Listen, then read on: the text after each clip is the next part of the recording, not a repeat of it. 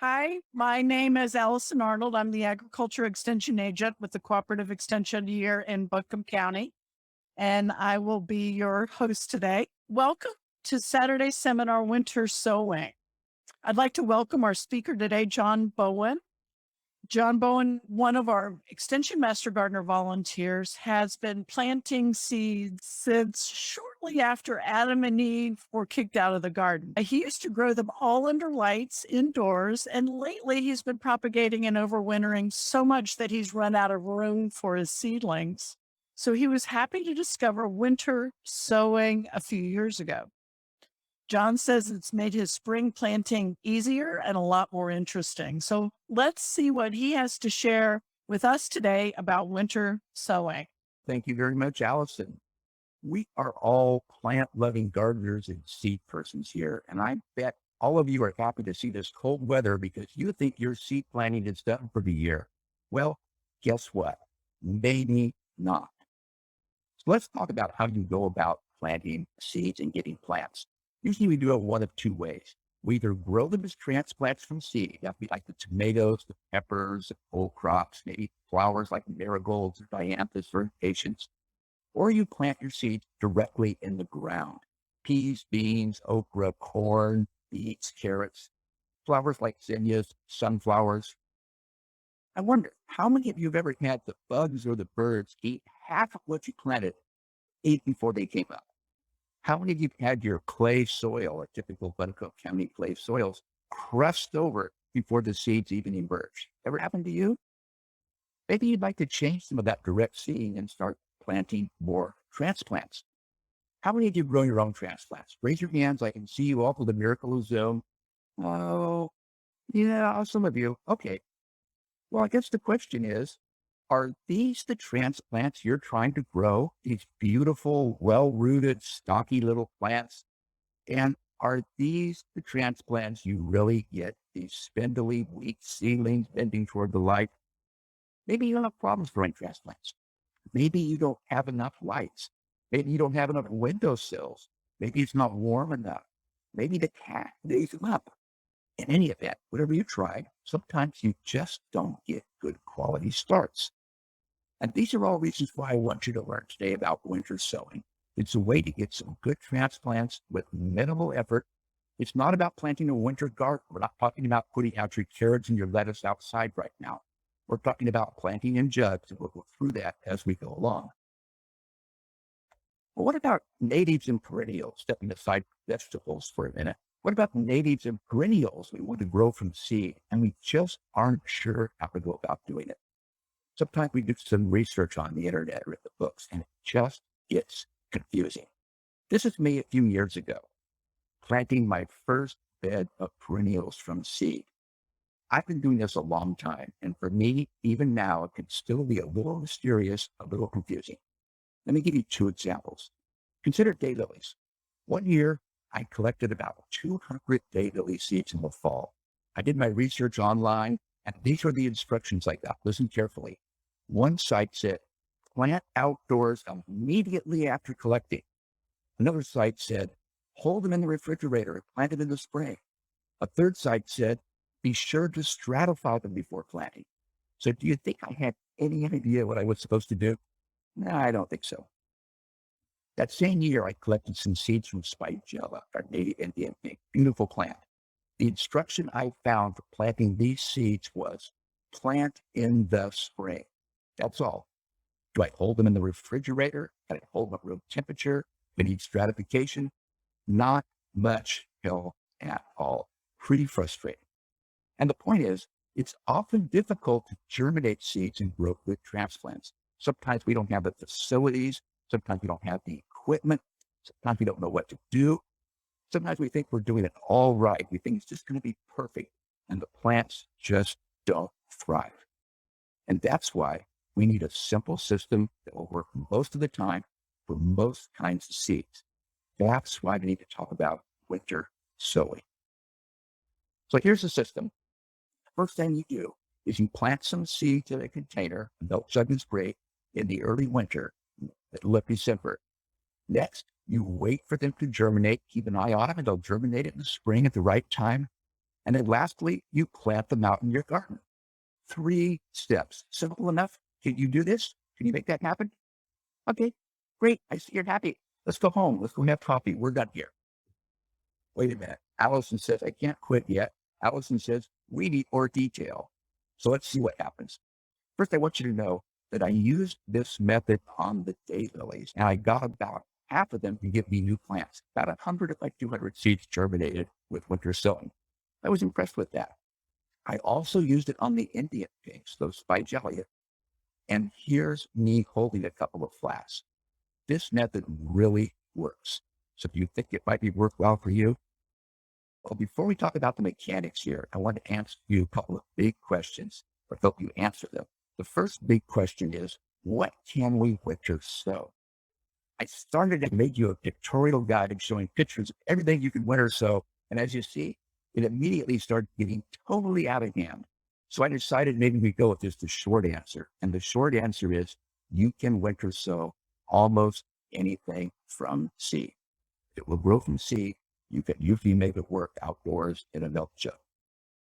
So we can winter sow anything. We can plant all these different plants. Another good question to ask ourselves is, well, do we want to, or do we just want to stay inside by the fire and keep warm? What are the pros and cons of this? So that's our follow-up question. Do we want to plant these outdoors? I want to run through the pros and cons, a little bit of the process here before I get into the details of how to go about doing this. We're going to look at how we handle hardy plants like coneflowers and the cold crops, things that will take our cold temperatures, and compare that to how we handle tender plants, the tender perennials like maybe petunias and tomatoes, things that you normally wouldn't be planting in cold weather. So the first thing you want to consider is the planting time. And this has changed over the years. It used to be, as you see under the hardy plants and the coneflowers there, that you plant in December. Winter solstice, December 21st, was a traditional time for winter sowing. Things have changed. Our winter and early spring weather has become more erratic. It used to be that we could count on cold winters and spring warming up gradually. Now in February, we get hot snaps. It's become very, very odd. So we've had to modify the process a little bit. What most of us are doing now is we're planting those hardy plants that we know can take the cold in December. And we're waiting till February or March, late winter or very early spring, to plant those tender plants, because if we get a warm snap in February, they can germinate too soon. And once they germinate, we have to watch the weather. So that's the next difference. For the hardy plants, the ones that are tough, if it gets down below, say, 25 degrees, you probably want to throw a blanket over your milk jug collection. The thing to bear in mind is if you're in a gallon milk jug, you have some soil there. It's a thermal mass. It takes a lot of energy to cool that down. So it acts like a little mini greenhouse and protect those plants. And the winter seedlings are tough. So I have no concern about things that are in the hardy group being down around 25, even a little bit lower. Just let them go. They're fine. It's the tender ones that worry us a little bit. Because if they germinate in, say, late February or even the first part of March, then we get a sudden cold snap, they can get some cold damage. So you need to watch the weather on them. And if you're going to get a light frost, like in the low 30s, you throw a blanket over for the night, just to protect them a little bit. If we're going to get really cold, like in the high 20s, then usually you move them into some sort of shelter. Stick them in an unheated garage just for the night. And then as soon as the sun comes up, if it warms up a little bit, bring them out again. So you have to watch the weather here. It's not a totally brainless process. Once we get them grown up the way we want, then on the hardy plants, we plant them out in the spring, just like we would any plants that we bought or grew under light somewhere else. The cold crops can go out quite early. Onions go out quite early. The tender plants, you plant out in spring at the usual time where you would plant any kind of a warm weather transplant. So you plant your tomatoes when you normally plant your tomatoes. The difference is that these plants are tough. They're already hardened off. They're ready to go. So let's look at the pros and cons here. What are the upsides to winter sowing? Well, one thing is that you can plant at your leisure. You don't have to get the seed done at exactly the right time. You can plant in December or January or February, and the seeds will come up when the weather is right for them. You don't have to stress about counting back from the calendar days before transplanting. It makes things much simpler. Another advantage for me is I can go outside and play in the dirt in December. I don't have to have the winter blahs, the doldrums. In December, I can be out there playing with seeds. And boy, that's fun. I like playing with seeds. Another advantage is it all happens outside once you plant them. There's no lights involved. There's no heaters involved. There's nothing out the windowsill. There's none of those annoying soil gnats flying around the kitchen. You ever had that? Soil gnats in the kitchen? Bummer. Another advantage is that those seeds that need stratification, remember stratification is that cold, wet treatment that many of our perennials, many of our natives need to have in order to properly germinate. If they're planted outside in December, they get that all the rest of the winter. They're damp in the soil, they're cold, they get the stratification met, and you don't have to worry about trying to stratify them in the refrigerator. Another advantage, if you do this, there are no bugs and birds to chomp on your seeds because they're coming up enclosed and protected in these milk jugs. Next advantage, the seedlings are tough. They're already hardened off. They're ready to go. They might look scruffy. They might look a little bit small, a little bit weathered, but they're tough little plants. And you put them out in the garden, they will take off and they will usually outgrow those that you buy or that you grow yourself under lights. Like anything else, of course, there are some downsides. One of the downsides is that we have that variable winter spring temperature I already talked about. So you have to watch your plants. Sometimes you have to go out and throw an old blanket on them just to protect them when we get a sudden cold that you didn't expect. Another thing to recognize is that some of these plants are really cold sensitive. Basil, for instance, doesn't like to be below 40 degrees. So it may not be so easy to get winter sowing on a plant like basil. Many people do, and they claim they get great basil doing this. I have never done it. I've always grown mine indoors under light. I've probably still grown mine indoors under light. It seems like it may be a plant that requires entirely too much babysitting. So it can be done, but it's not perfect for every kind of plant. If you do winter sow, everything's growing in containers, so everything is going to have to be transplanted. And that can be a little time consuming. It can also be a little bit more challenging if they're growing down the bottom of a milk jug. How you get them out of the milk jug can take some attention to detail. It's not quite as easy as just popping them out of a 6-pack growing in a 10-20 tray. So it may take a little bit more work in the spring to get them going. But of course, the trade-off is you didn't have to do much to them to get them to the transplant stage. There's always a give and take. Another thing about the transplanting is that you can transplant almost anything. Beets and carrots, we've been told you should not transplant. And that's not true. Winter sown beets and carrots transplant okay as long as you're careful. I grew carrots last year as winter sowing, transplanted them out, and got a nice spring crop of carrots. They did just as well as the ones I direct seeded. So you can transplant them. You just have to be careful, pay attention to details, not break the taproots. Another problem is that some plants simply get too big before you're ready to transplant them out. I grew squash last year, and the plants got so large before it was warm enough to plant them out that they were kind of sprawling out of the jugs and they were hard to move around. I think overall on a plant that's going to be needing warm soil to grow and is going to grow pretty fast in the jug, that it might be just as effective to direct seed. I probably won't grow squash again as winter sowing because it just simply gets too big. So that's the pros and cons in a nutshell. There's always some give and take with everything. It's an interesting process. It's pretty fun to do, and it will impress your neighbors with all the milk jugs on the side of your house. So are you good to try this out? Shall we go on? Do you want to look at the details now and see what we do step by step? Let's look at what we have to do, what the mechanics are, what the equipment is to make this happen. First thing you need is containers. The basic requirements are two. It needs to be translucent. It has to let the sun shine in. You can't use something that's brown, but greens, clears are nice. In the photo there, you see a whole range of different kinds of containers you can use. So it has to let the light in.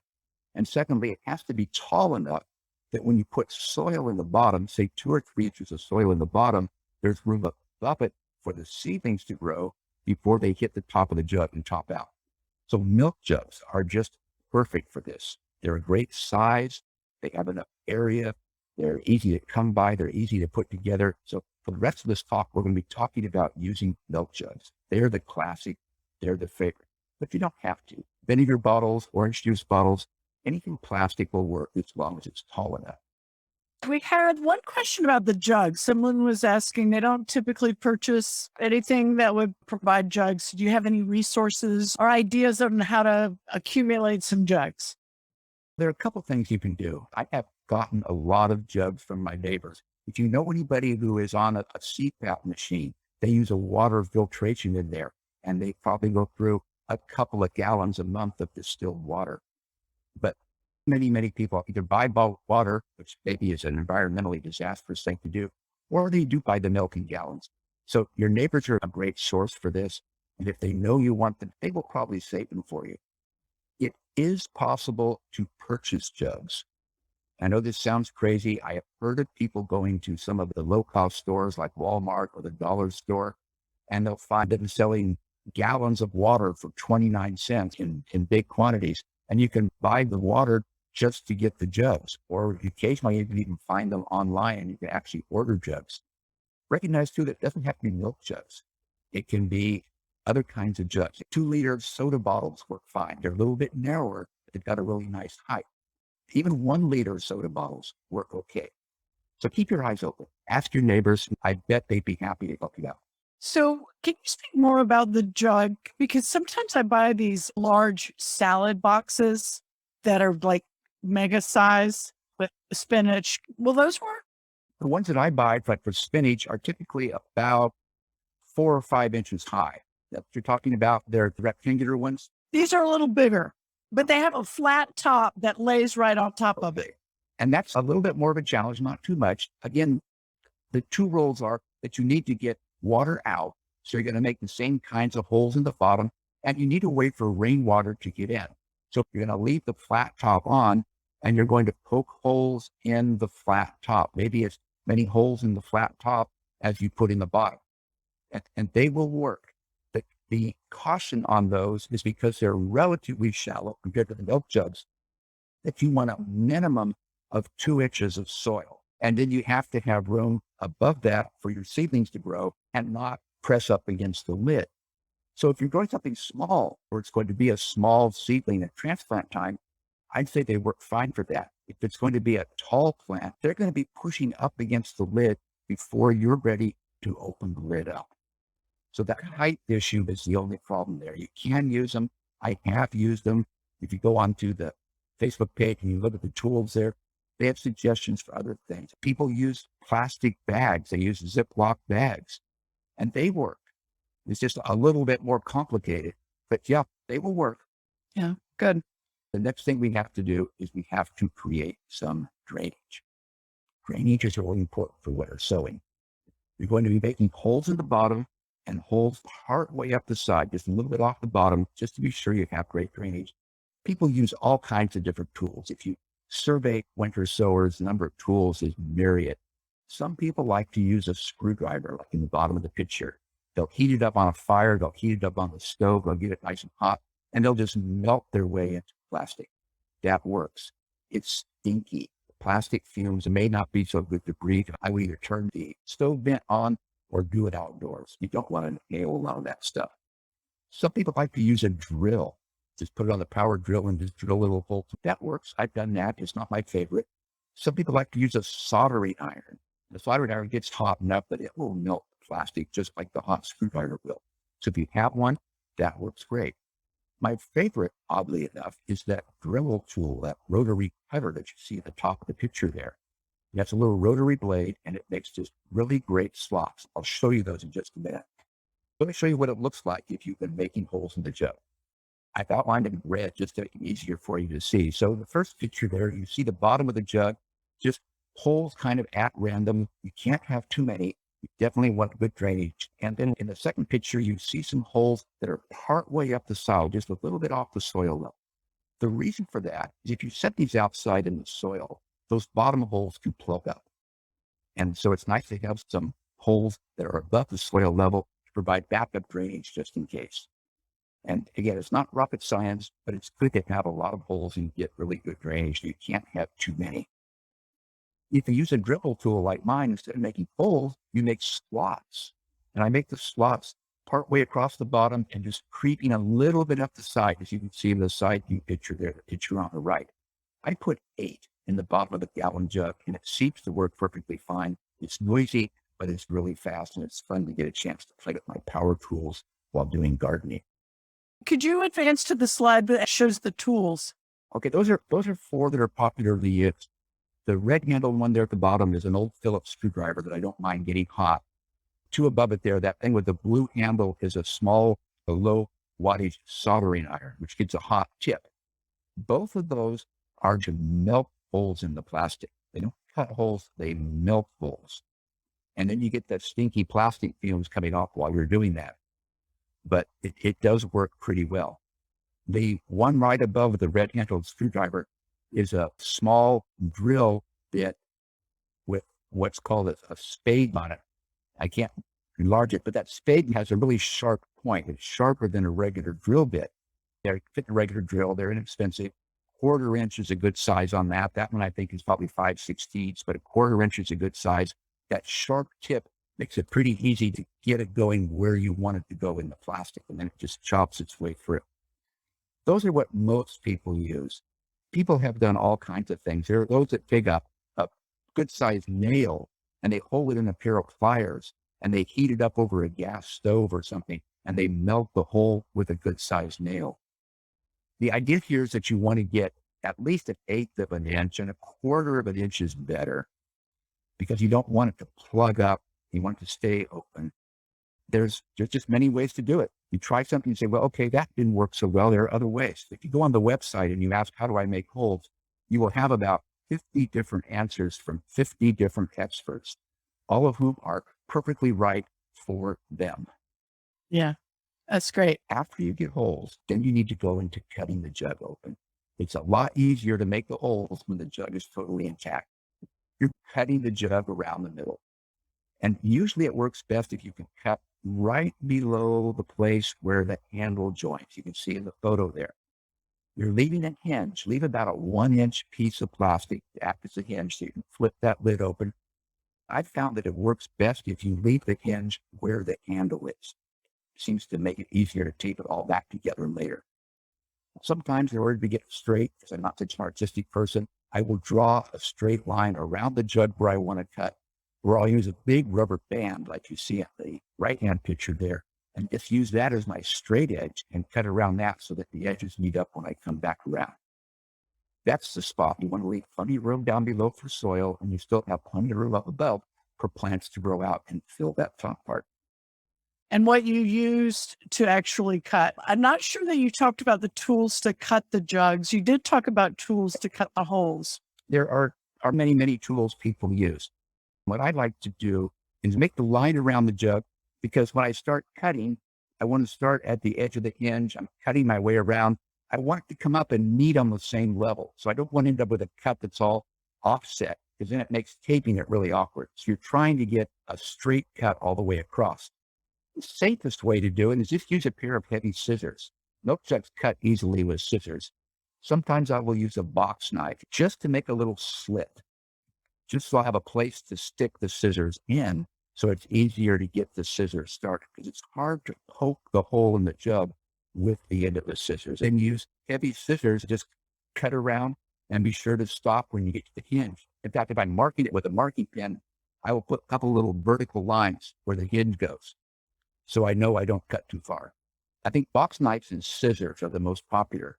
To me, it's easy with the box knife to get a slip of the hand, and then all of a sudden your cut's off to the side. If you go slowly, the box knife works great. The box knife works really well on soda jugs, on 2-liter jugs. They're stiffer, they're a little bit heavier, and you can lay them on their side and just kind of rotate them and control the box knife really easily. It's whatever works for you. Milk jugs are so thin that people have used sharp kitchen knives. Other people have used serrated knives, like a bread knife. So something you have around the house will do the job. You don't need any kind of a special cutter on those. I have tried cutting around with my Dremel tool, once I cut the slits in the bottom, and it's so noisy and it's totally unnecessary. If I am using that and I've cut the slits in the bottom that I showed you, then I will take the Dremel and just make one cut on the side. And that's my starting place where I can stick the scissors in to get their tips going. So once you get them cut, then the next step is to add soilless mix.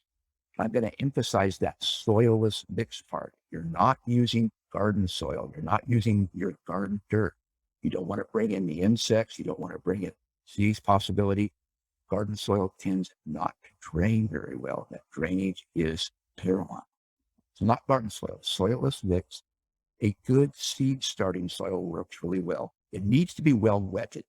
So you can either put it in a big kettle, wet it all up beforehand, then pack the jug full of wet soil, or you can put it in dry and then be sure it's thoroughly soaked all the way through. Make sure it's thoroughly soaked, because when it goes outdoors, the only water it's getting is through that hole in the top of the jug.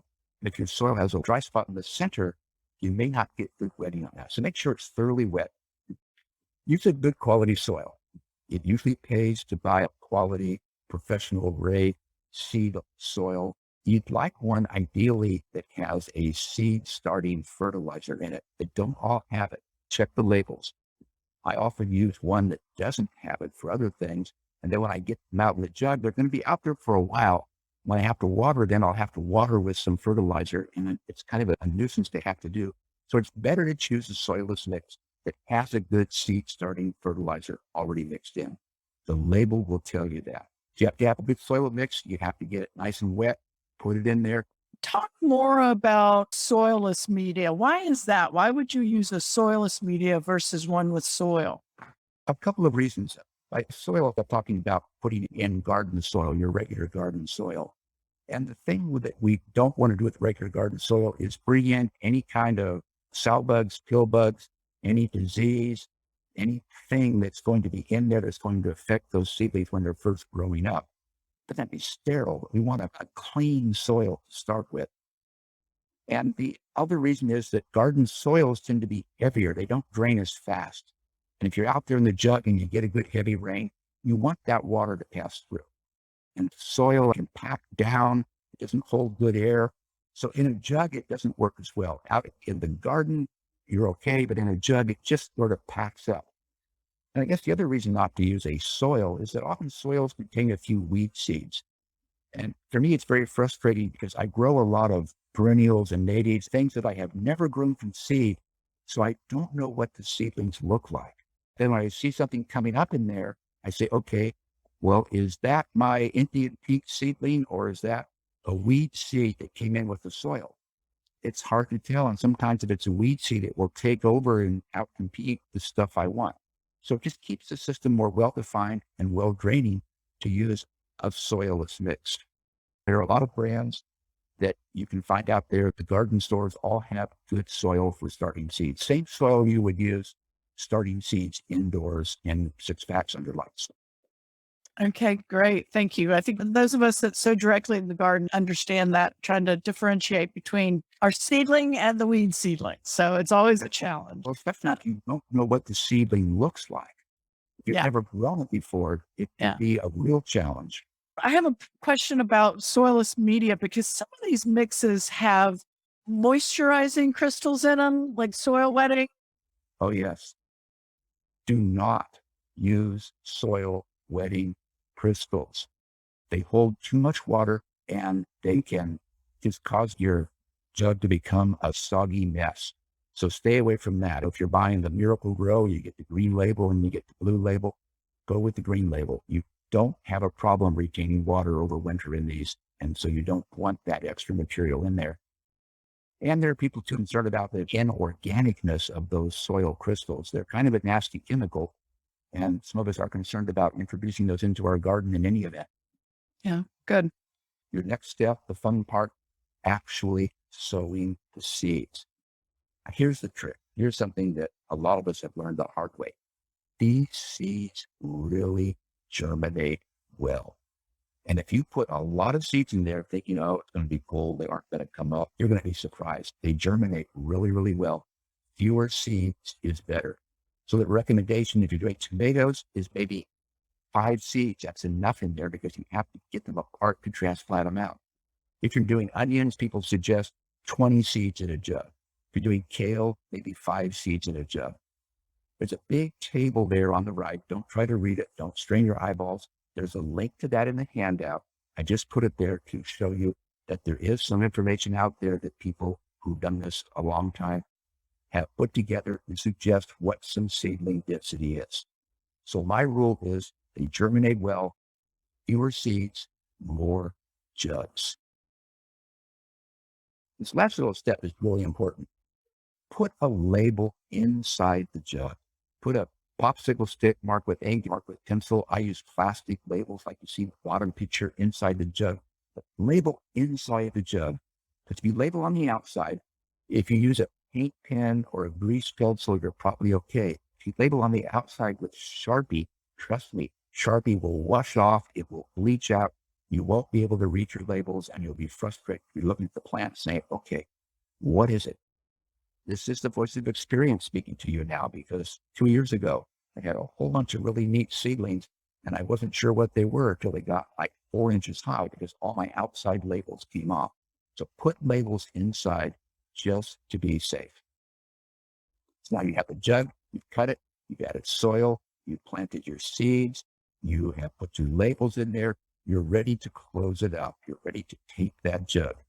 You want to tape that seam you cut, tape that up with some sort of a fairly waterproof tape, duct tape, plain old silver duct tape like you see the person doing there in the picture is the classic. It's cheap, it's durable, it stays on all winter, it works really well. It's pretty easy to peel off in the spring. The downside of duct tape is that it will leave a residue. When you peel it off, you get that white kind of powdery residue on it. And if you reuse your jugs, it's hard to tape over that powdery residue that the duct tape leaves behind. But the first time through, you're just getting used to this. You want to try it out. Try duct tape. It's really simple. Other choices, some people like the green or the blue painter's tape. I personally these days use an aluminum tape. It's about 1.5 inches wide, comes in a roll. I like the aluminum tape because it sticks really well. And if the sides don't quite line up when I'm taping it, the aluminum tape has enough body and it's sticky enough that it will pull sides together. So I get a nice seal around there. It peels off and it doesn't leave a residue like the duct tape. It's a little more awkward to handle, but I think it's worth it. I have used polyethylene tape. Polyethylene tape is not the same thing as packing tape. It's a thicker, heavier tape. It works okay. I had a hard time getting it to stick all winter, but there are people who like it. In any event, you need a tape that's going to stick all winter. You're wrapping it around that seam. You're not covering the top. You're just covering that line that you cut open. So give it a shot. Excellent. So there's a couple of questions more about the jugs and everything. Why do we need tape? Why do you want to tape that together? Good question. 2 reasons. The jug is maintaining the humidity around plants when they first germinate. And so you want a good seal around there so that you don't get too much drying. Also, if you get a good heavy rain and it's not taped together, you can get a lot of water running down the outside of the jug on the top, and then it runs into the jug where the gap is, and it can actually wash your seedlings around it. It's really, really heavy. So by taping it, you control it. So the only water you get is down from the top. And also then you don't get as much airflow through it. So it keeps it a little bit more thermally stable. The other good reason to have it taped is that if you want to move it around, you can just grab the handle of the milk jug, pick them up, and the bottom doesn't flop open and all your soil fall out. Had that happen with tape that doesn't stick very well. A word from the wise of experience. That's always great. And then the easy part, put the jugs outside. Put them out in the sun. They need the sun to get that greenhouse effect. That sun's going to keep them warmer. Ideally, put them out away from the house. Don't put them under your eaves because they need water. They're going to get rain and snow in through the hole in the top of the jug. That's generally all they need.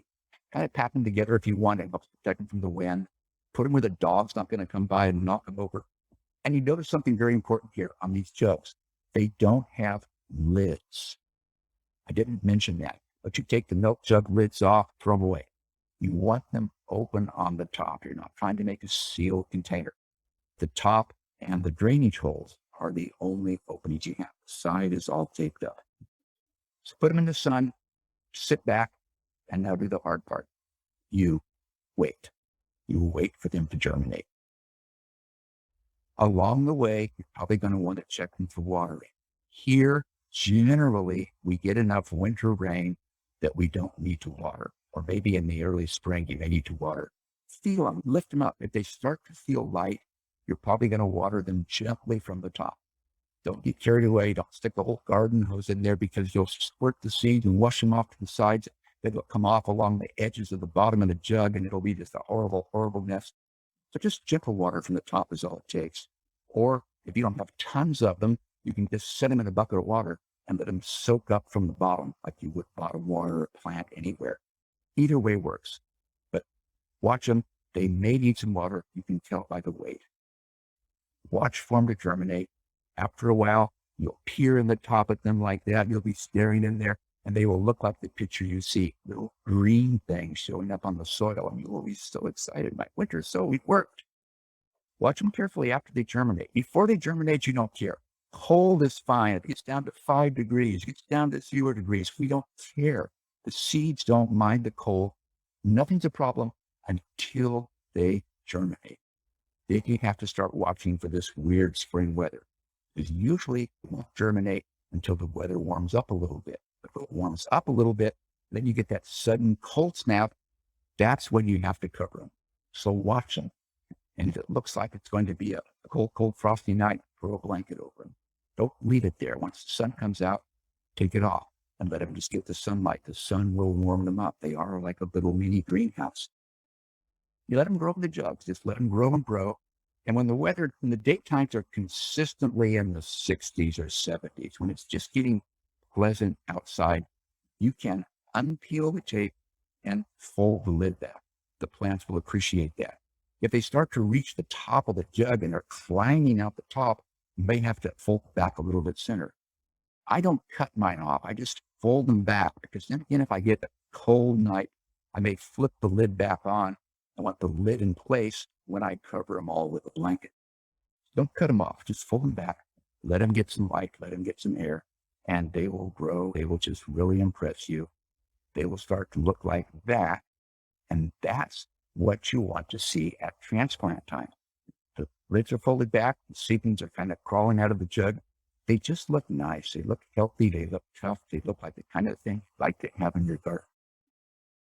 And this is where that planting too densely becomes a problem. If you have loaded up with seed in there, you're going to have 50 little seedlings in this jug. You're going to try to transplant them.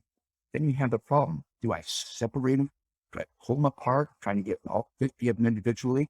Or do I just kind of dig in there with my spoon or my fan and get a handful of them, pull out a clump and plant what we call a clump of seedlings and let nature sort it out? It's up to you. And the best way is not to overdo it in the beginning. I want to show you a short video that Brian Daniels made. He's been doing this for a while. And I want to show you how he goes about transplanting a couple of plants from jugs. You can see the root systems and see how that's going to look. Hey folks, welcome to the Garden Canvas. Today we're going to be looking at how to transplant winter sown seedlings. If you've seen past videos that I've done, you've seen me sow seeds in milk jugs. And today we're going to be transplanting those into the garden. So let's get started. I have the Gloriosa Daisy here in this milk jug. This was sown on January the 25th. And so we're going to open this up and see what it looks like inside. We have multiple seedlings. And as you can see, it's already filling out the jug here. So I also have, this is Big Blue Salvia, which is actually a summer annual. This was not sown in the wintertime. It was sown in the late winter, early spring, but this created that greenhouse effect and allowed these to grow and be protected from cold. So I'm going to be sowing both of those here. I'll be sowing the Big Blue Salvia in the back because this plant gets anywhere from 36 to 48 inches in height. And Gloriosa Daisy will go in the front. That's going to give us a purple and a yellow, warm color in front of the purple. So let's go ahead and get these started.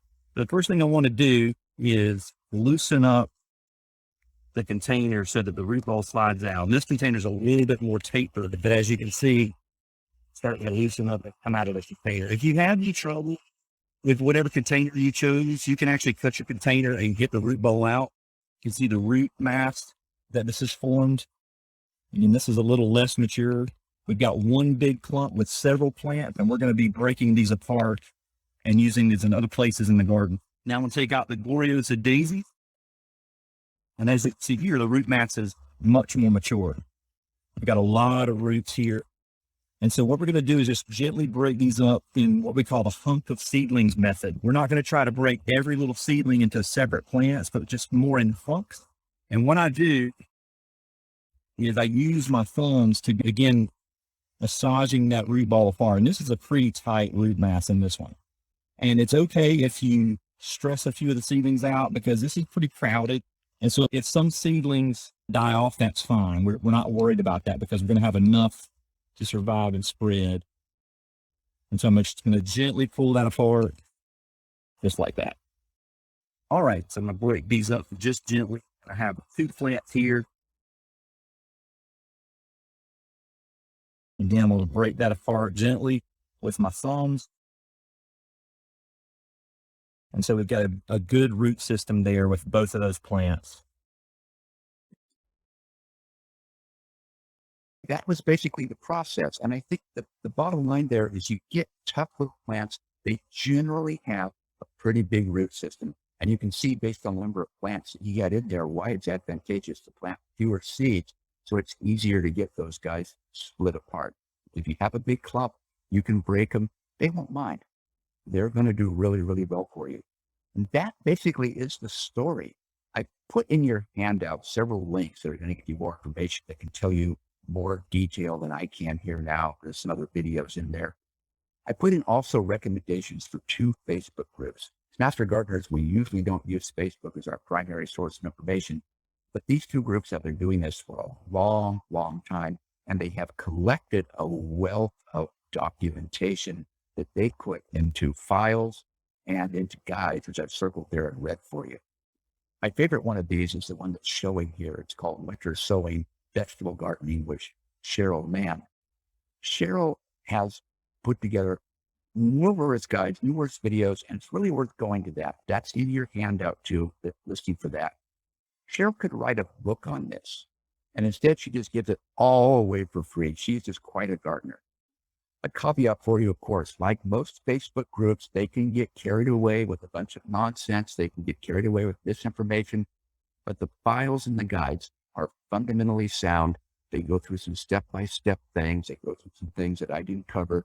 They're a really great refresher. So go to those file and guides tab. It's an excellent way to get started on the process.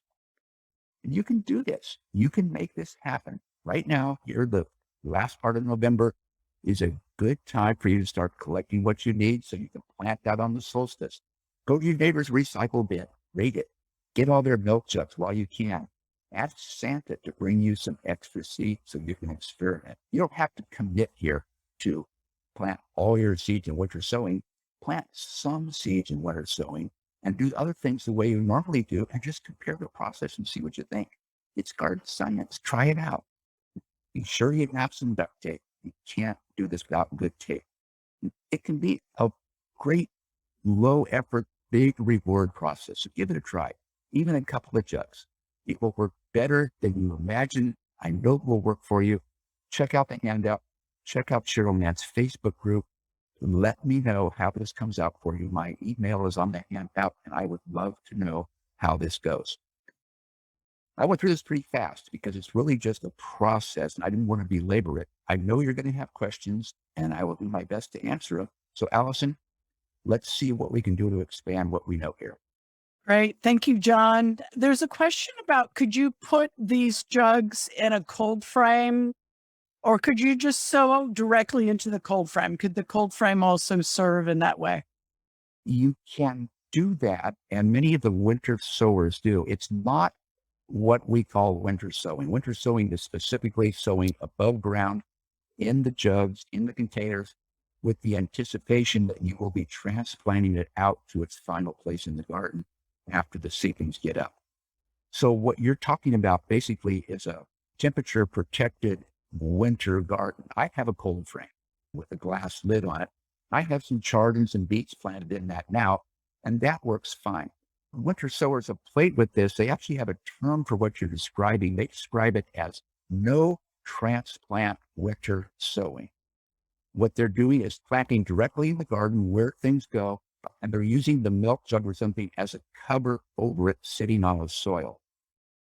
The downside of this is that if it gets really cold, it's harder to keep that warm, but the soil itself is warmer. It works. Farmers have been doing it for years. They call them cloches, but just a cover that sits over the crop. So you can do this. I would not put the milk jugs in a cold frame because you're going to get too warm. You want the cold. And if you put it in a cold frame, you're going to get too warm in the winter and you're going to encourage things to germinate before they should. And then you're really going to be fighting that temperature problem and what to cover for a longer period of time. So if you're using the jugs, keep them outdoors in the classic process. If you're going to go with a cold frame, it works. You can cover things with the milk carton, cut the bottoms out and just slip them over as a cap. It works. It speeds things up. It acts like a little greenhouse, but it's a little different process. It's a little more complicated. And I suggest if you want to pursue that, go to the websites and see what they say about no transplant winter sowing. You may find good information there. So you mentioned about reusing jugs, right? You reuse jugs. Is that correct? Is there a situation where you might not reuse a jug? I suppose if I had some seedlings that were obviously diseased, if they were deformed and they just looked really strange, or I knew they had damping off, I might not reuse that. But for the most part, I've been reusing the jugs just fine. The biggest problem with reusing the jugs is that when you store them over the summer, after you use them, you have to have a place to keep them and they want to flop open. If you pack it in wrongly, sometimes the sides will kind of pushed in. So when you try to tape it, the top comes straight down, but the side is pushed in and you can't close the gap. So mechanically, it can be a little bit more challenging to reuse jug. And if you use duct tape, you're going to have a residue around the place where you put the duct tape. That can be a problem when you try to get the new piece of tape to stick. So it's up to you. The advantage of using it is they're already cut. The disadvantage is you have to store them. They may be a little bit harder to put together. But in terms of disease, I just knock the soil out of them. I don't wash them. I just refill them and go. And it seems to work perfectly well. Okay, great. And I'm assuming that if it's like orange juice or tea, you want to rinse them out. Is rinsing enough? Oh, yeah. In fact, if you're going to use the jug right away, I don't even actually always rinse them because I figure orange juice is okay fertilizer. Milk is a great fertilizer. But I have found if I don't rinse them really well and I put them in the basement and store them until I'm ready to go, you'll get gnats moving in there. And then you may have a kind of a nasty mess. But rinsing them is fine. There's no reason to wash them. It was safe for you to drink it. It's not going to hurt your plants. Even vinegar jugs. I do rinse the vinegar out. It'll smell like vinegar, but it doesn't seem to hurt anything. It's just a little bit of odor, and it doesn't bother the plants at all. Vinegar jugs are great because they're round instead of square in cross section. They're easy to tape, and they're usually heavier walled, so they stay more rigid while you're putting them together. Excellent. Oh, that's great. We got one question from somebody who's in zone 8B and wondering how this would work for that zone, and also has a question about mold and mildew. Okay. The thing about 8B is if you plant, say, in December, things are going to germinate sooner. And so you can have that problem of watching your highs and lows, your temperature fluctuations as you go through that period after things germinate. If I see things here germinating in March, you might see them germinating the end of February, and it's something to be aware of. The cold hardy plants aren't going to care. They'll germinate and you're going to be warm enough all winter probably that they'll just sit there in the milk jugs and you won't have to worry about them a bit. The tender ones are the ones that are going to be the issue, and you're going to have to watch the temperature just like we do. But it should work just fine. Just expect things to be germinating sooner. But the trade-off is in 8B, you can transplant out sooner into the garden. Your soil warms up faster. Your temperature stabilizes faster. You get down to zone 9 and 10, it may not get cold enough to hold the plants very long, but 8 is still cold enough in the winter that you should be able to delay the germination till February. I would go for it. As far as the mold and mildew, sometimes you see the soil turn a little green on the top, and it doesn't hurt anything. I didn't see it happen very much at all. If I didn't take the top off, I left the top on and closed the jug completely, I probably would get mold and mildew in there. But with the top open, there's enough air turbulence in there that you get air circulation. I haven't seen it happen, and I haven't read about people reporting it as a problem. I think it's because you're in the sun, you're outdoors. And that sounds good. So someone's asking, could you just do this right in cell trays? Like you were talking about cell packs. I mean, could you do that with this process somehow? Well, if you were just going to put the cell trays right outside without them being enclosed in anything else, I think you'd have two problems. First, you have a relatively small mass of soil. And with that small mass of soil, you're going to get a lot of heating and cooling very quickly. Whereas in the milk jugs, you have a bigger mass of soil. So it takes longer to warm up. It takes longer to cool down. So the seeds receive more stability. And particularly when they first start to germinate, that soil mass provides a lot of thermal protection. Where if you're just in a regular 6-pack type tray, you're going to see pretty extreme fluctuations. You also would have to watch the watering more because your soil mass is so much smaller. You're much more likely to dry out. Now, I can see taking out a 10-20 tray, putting 6-packs in, filling it up, putting one of those clear humidity covers over the top. But there again, you don't have very much height. And usually indoors, you pull that humidity cover off once the seeds start to sprout. But here you'd have to leave it on to get the greenhouse effect. So they'd be bumping up against that. I wouldn't try that. What some people have done, and this is kind of strange, but what some people have done is they have actually buried the 6-pack tray in the milk carton. So it's embedded in the milk carton soil. So you get the advantage of that thermal mass of soil, but you get the convenience of just having that little tray. And then when they're ready to transplant them out, they take the tray out of the milk carton again and then transplant from the tray. It's kind of a hybrid system. It's relatively easy just to reach your hand or your Zori knife or something in there and get out that chunk of soil. The tray may not be a real advantage. So I would say if you haven't done this before, I would stick with something that's pretty basic, pretty classic, see how it goes, and then you get to experiment. We got 2 more questions. One final thing for a beginner gardener and somebody who wants to work with this process, can you think of some seeds that you would suggest to try first? If you're looking at the vegetable realm, then one thing you want to consider if you're brand new at this is it one that's easy to transplant? I would not do carrots and beets the first time through, simply because it takes a little bit more finesse transplanting carrots. If you transplant carrots badly, they'll grow, but the roots will be all crooked and nobody will want to eat them. So I would stay away from those. You could do beans in here. You could do okra. You could do tomatoes. Again, watch the temperature on tomatoes. Peppers wouldn't be my first choice because they're a little bit more temperature sensitive until you get used to balancing the temperature and covering it up. What else do people grow in vegetable gardens here? Have you ever heard of anybody doing corn? I have heard of people doing corn. I've not done it myself. And again, the trick is that when you transplant, you need to get a clump of soil. You don't want to bare root corn. So if you plant maybe 6 corn kernels in a gallon, then you can actually, depending on whether you're trying to grow it in a row or try to grow it in a hill, if you have 6 in a gallon, you can basically divide that in half and plant a clump of 3 together. And you have a beautiful little hill of corn, but you get a lot of soil with it. You might even want to slit down the side of the jug and kind of peel it back.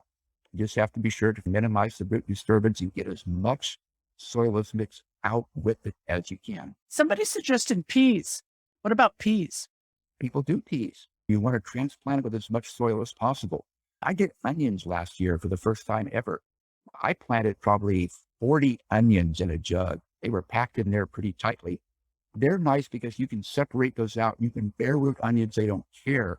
I planted them in December. They were about 3 inches tall at the end of February. I planted it into the garden at the end of February, and I got a great onion crop this year. So onions are a great choice to play with because you can transplant them really, really easily. Yeah. I was interested in the chart you showed about spinach because I always have a hard time getting spinach to germinate. And so that seems like a good one that might be interested in trying. I have never tried spinach here. I don't know if it's easy to germinate or not, but I know that beets seem to germinate really, really well. Yeah. Now, somebody asked about flowers. They didn't really specify whether there was annual or perennial, but I would think a lot of the annual from seed flowers like zinnias and cosmos would work quite well with this. One question I would ask on flowers to help me decide whether to do it is, does that flower self-seed? Does it readily self-seed in the garden? Zinnias sow themselves like crazy in my garden. And so I know they're fine sitting out there in the winter, and I know they're fine coming up in the spring. I tried hollyhocks last year, and the plants just didn't do very well for me. And I guess hollyhocks, sometimes they do well here, sometimes they don't. Flowers in general are probably easier to do than vegetables, but if they self-sow, absolutely go for it. And if there's something that you could buy as a transplant, then go for it. If you can't buy it as a transplant, it doesn't self-sow, still go for it and just take a clump of soil when you transplant it and see what happens.